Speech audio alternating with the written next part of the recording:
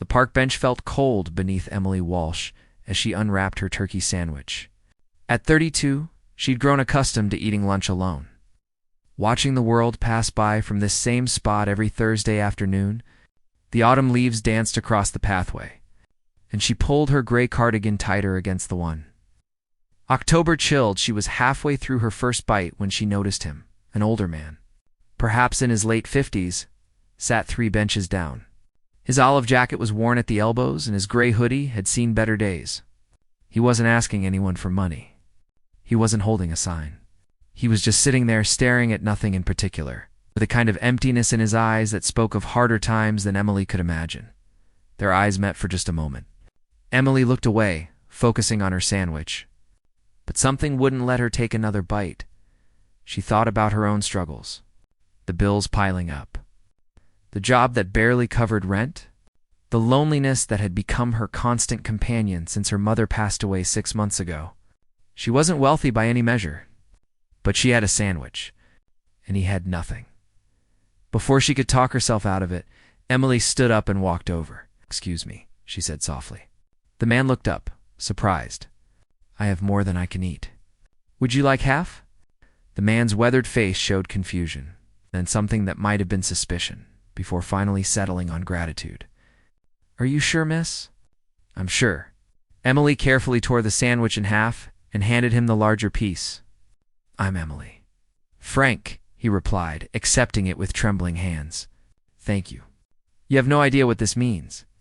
Emily sat down beside him, and they ate in comfortable silence. She didn't ask questions, didn't pry, just shared her lunch with another human being on a Thursday afternoon. When they finished, Frank spoke. "You're a good person, Emily. The world needs more folks like you." "I just did what anyone would do," she replied. "No," Frank said firmly. "Most people wouldn't. Trust me on that." Emily smiled sadly and stood to leave.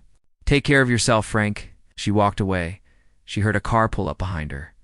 Emily turned to see a sleek black limousine stopping at the curb. The back door opened, and a young man in a crisp suit stepped out, holding a tablet. "Excuse me, miss.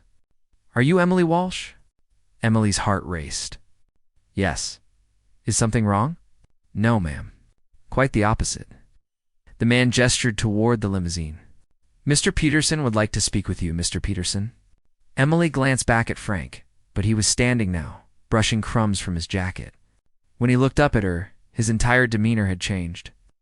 "Emily," Frank called out, walking toward her with steady, confident steps. "I apologize for the deception." "I don't understand." Emily's TAMMERED. Frank, or whoever he really was, reached into his jacket and pulled out a business card. "My name is Frank Peterson. I'm the founder of Peterson Financial Group. Perhaps you've heard of it." Emily's mouth fell open. Peterson Financial was one of the largest investment firms in the country.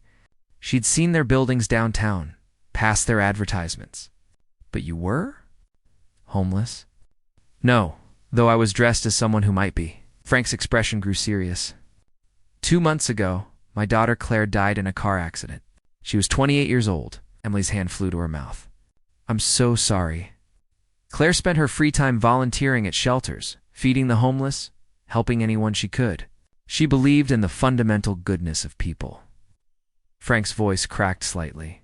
"After she died, I became bitter, angry.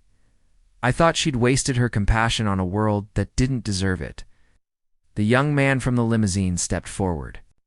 "Mr. Peterson has been coming to this park every Thursday for the past 8 weeks, dressed as you saw him. He's been trying to understand what his daughter saw in people. And in 8 weeks," Frank continued, "hundreds of people have walked past me. Some looked away. Others crossed to the other side of the path. A few dropped coins in a cup I didn't even put out. But you, Emily, you were the first person to actually see me as a human being, to share what you had without judgment or expectation." Tears welled in Emily's eyes. "I just gave you half a sandwich. You gave me something far more valuable. You gave me hope that my daughter was right."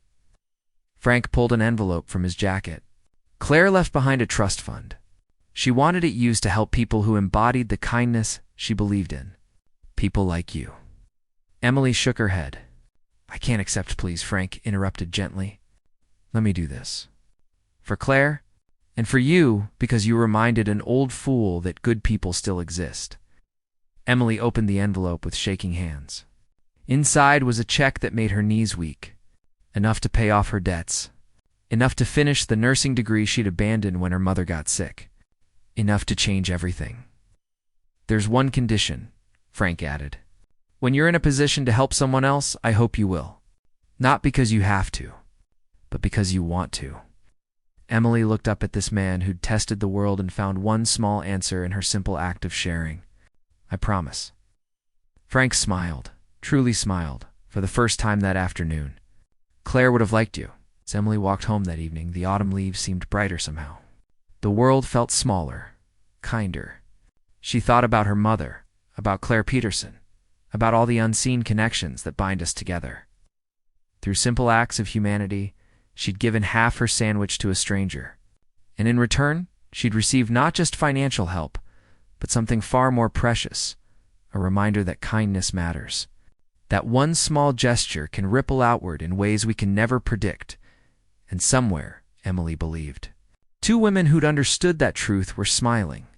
If this story touched your heart, please take a moment to like, share, and subscribe. Your support helps us continue bringing stories of hope and human connection to our community.